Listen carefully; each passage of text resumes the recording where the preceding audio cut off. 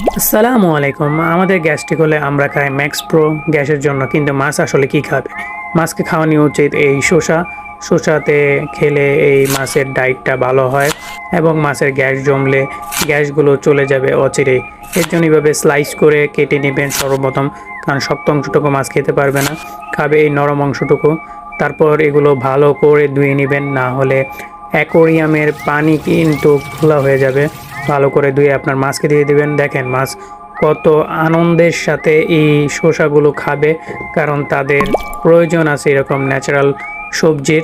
এইগুলো খেলে মাছ ভালো থাকে, তাদের ডায়েট ভালো হয় এবং তারা বাজারের বিভিন্ন প্রোডাক্ট খেয়ে খেয়ে অভ্যস্ত, সেগুলো খাচ্ছে। তাদের পাশাপাশি যেমন আমরা বিরিয়ানি, পোলাও এগুলো খেলে আমাদের গ্যাস্ট্রিকের ওষুধ খেতে হয়, সেই গ্যাস্ট্রিকের ওষুধের কাজটা করবে এই শসা। সো তারপরে ভিডিও কী নিয়ে চান তা জানাবেন এবং অবশ্যই ভিডিওটা ভালো লাগলে সাবস্ক্রাইব করতে ভুলবেন না।